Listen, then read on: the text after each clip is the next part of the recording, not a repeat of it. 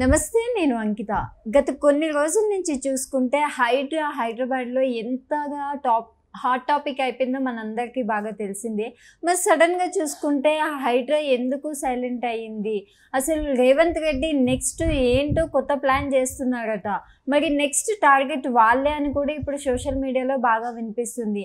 అసలు మరి హైడ్రా ఎందుకు సైలెంట్ అయింది? రేవంత్ రెడ్డి నెక్స్ట్ ప్లాన్ ఏంటి? అండ్ నెక్స్ట్ టార్గెట్ ఎవరిని? సో ఇదే టాపిక్ పైన డిస్కస్ చేయడానికి నాతో పాటు senior journalist Durga Kumar sir ఉన్నారు. ఆయనతో మాట్లాడదాం. నమస్తే సార్.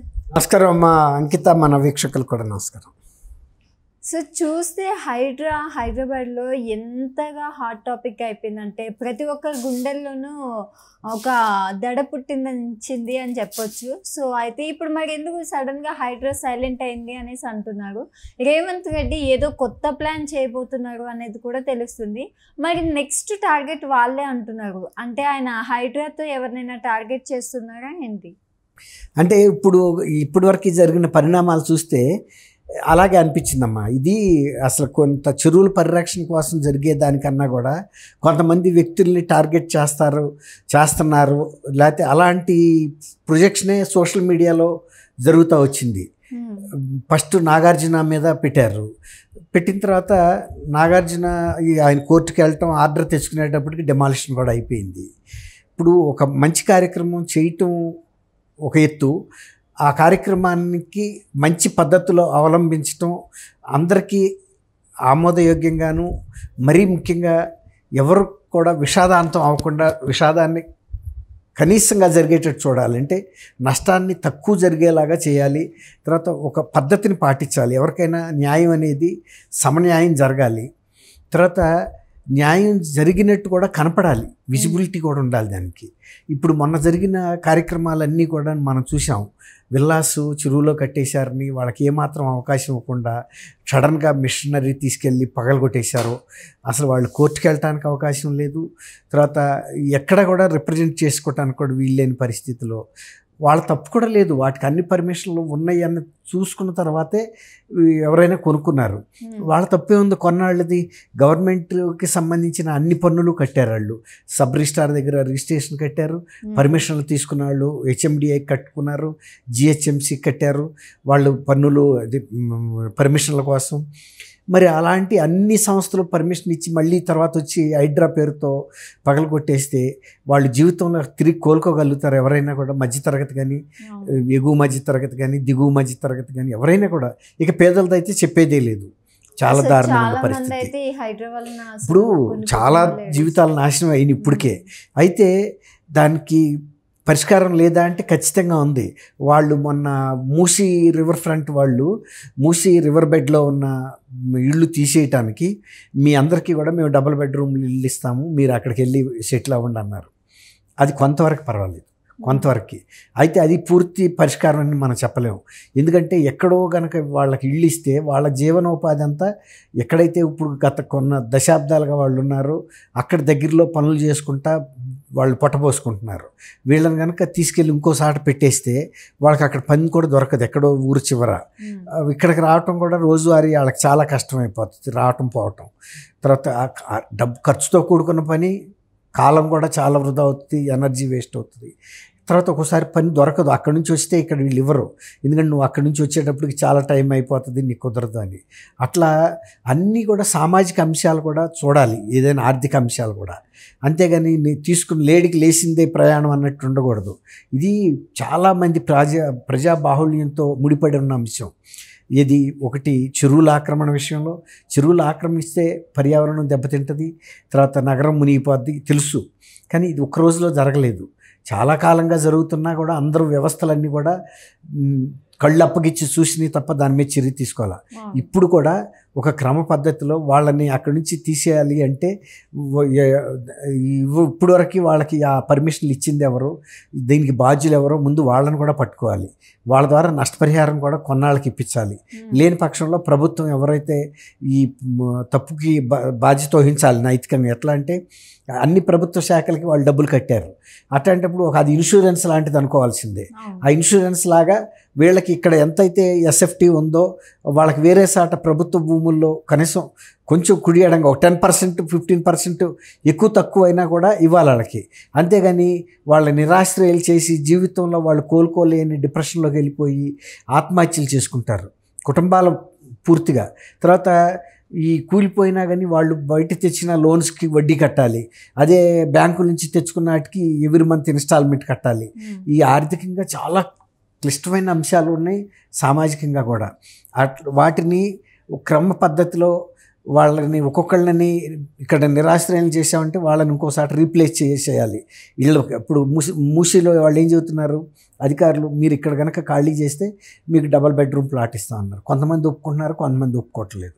సరే ఒప్పుకోకపోయినా వాళ్ళు మూసీలో ఇళ్ళు వేస్తే చూస్తా కూర్చోవాలంటే ఉండమని మనం అనం, కానీ టైం ఇవ్వాలి వాళ్ళకి, కొంచెం తేరుకునేటట్టు టైం ఇవ్వాలి. వాళ్ళకి ఉండే ఇబ్బందులు సాధక బాధకాలు కూడా ప్రభుత్వం గమనంలోకి తీసుకోవాలి తప్ప వెళ్ళి బుల్డోజర్లు పెట్టి కూల్చేసేయటం పరిష్కారం కాదు. అది ఇంకా కొన్ని సామాజికంగా ఉద్రిక్తతలు దారితీస్తాయి, అశాంతికి దారితీస్తుంది. ప్రభుత్వంలో ఉన్న ఉద్యోగులను వదిలిపెట్టి పబ్లిక్ని శిక్ష వేయటం కూడా కరెక్ట్ కాదు. అదే చాలామంది నిన్న రివోల్ట్ కూడా అయ్యారు మూసీ నుంచి. చాలామంది ఇక్కడ ఈ హైడ్రా నుంచి బాధితులు కానీ మూసీ బాధితులు కానీ బీఆర్ఎస్ పార్టీ ఆఫీసులకి ఇతర పార్టీల కార్యాలయాలకు వెళ్ళారు, వాళ్ళు మద్దతు తీసుకుంటున్నారు.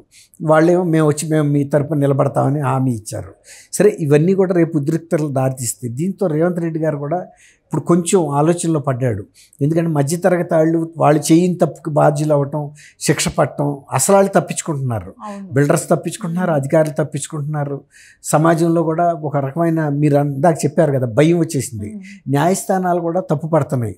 ఎలా అంటే మీరు శని ఆదివారాల్లోనే ఎందుకు కూలుస్తున్నారు, సూర్యాస్తమయం అయిన తర్వాత ఎందుకు చేస్తున్నారంటే కోర్టులు మూసేసిన తర్వాత మీరు అంటే ఎప్పుడైనా శని ఆదివారాల్లో కూల్చొద్దని, ఎందుకంటే వాళ్ళు న్యాయస్థానాలకు వెళ్ళటానికి అవకాశం ఉండదనే ఉద్దేశం మీద మార్గదర్శకాలు ఇచ్చారు ప్రభుత్వానికి.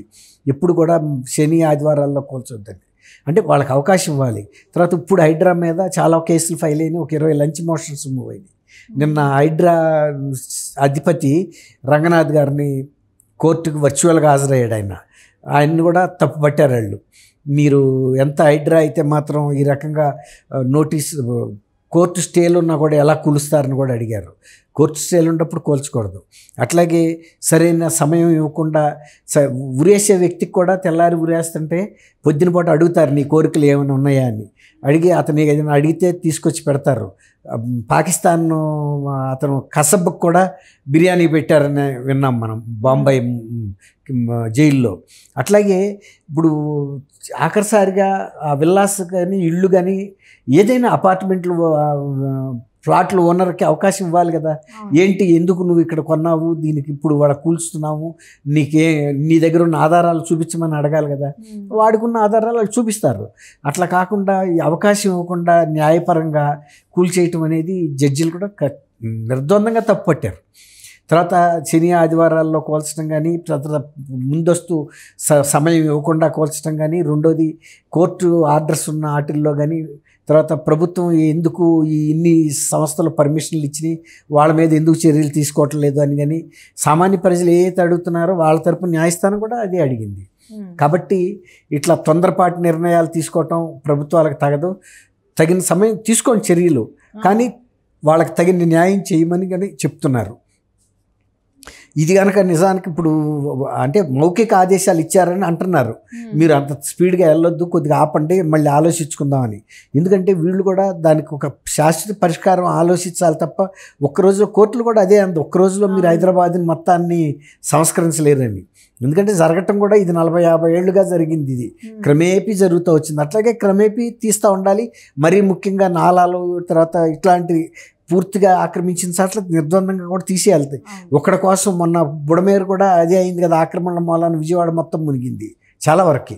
దాదాపు 2.5 లక్షల మంది ఎఫెక్ట్ అయ్యారు.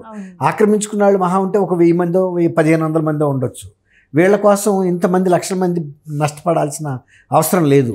అట్లాగే ఇక్కడ కూడా అటువంటివి తీయండి, బాగా దురాక్రమణ చేసి నాలాల లోపలికి వెళ్ళి కట్టిని వాటిని తీసేయండి, కానీ మిగిలిన వాళ్ళకి కొంత సమయం ఇవ్వాలి. అట్లాగే చెరువులు శిఖంలో కానీ తర్వాత బఫర్ జోన్లో కానీ కట్టిన వాళ్ళకి కూడా తగినంత సమయం ఇవ్వాలి. ముందు అధికారుల మీద కూడా చర్య తీసుకోవాలి, వీళ్ళకి కూడా ప్రత్యామ్నాయం చూపాలి. ఎందుకంటే అమాయకులు వీళ్ళందరూ తెలిసి చేయలే. తర్వాత ఎవరైతే ఆక్రమించారో పెద్ద పెద్ద వాళ్ళు ఇప్పుడు ఇంతటికి ఇప్పుడు కేటీఆర్ది పెద్ద వివాదంలో పడింది ఫామ్ హౌస్, దాన్ని ఏం చేయలేదు. రేవంత్ రెడ్డి వాళ్ళ తమ్ముడికో అన్నకో వాళ్ళు నోటీస్ ఇచ్చారు, దాని మీద ఏం చర్య తీసుకోలేదు. పెద్ద పెద్ద వాళ్ళని అందరిని వదిలిపెట్టేసి ఒక్క నాగార్జున అని కొట్టారు తప్ప మిగిలిన వాళ్ళంతా చిన్న చిన్న వాళ్ళు, మధ్యతరగతి ఎగువ మధ్యతరగతి వాళ్ళు, పేదవర్గాల వాళ్ళు. వాళ్ళనైతే కాపాడాలి, ఖచ్చితంగా వాళ్ళకి తగిన నష్టపరిహారం ఇవ్వాలి. ప్రత్యామ్నాయ పరిష్కార మార్గాలు కూడా వాళ్ళకి ఇవ్వాలి తప్ప నిరాశ్రయాలను చేస్తే సామాజికంగా అశాంతి అలజడి పెరుగుతుంది. ప్రజలు కూడా డిప్రెషన్లోకి వెళ్ళి సూసైడ్లు చేసుకునే ప్రమాదం ఉంది. ప్రభుత్వం అటువంటి దుందుడుకు చర్యలు చేయకూడదు. ఎవరైనా ఎవరి ప్రాణాలైనా జాగ్రత్తగా కాపాడాల్సిన బాధ్యత పెద్దన్నగా ప్రభుత్వం మీద ఉంది. Okay, thank you sir. Thank you Ankita, మన వీక్షకులు కూడా నమస్కారం.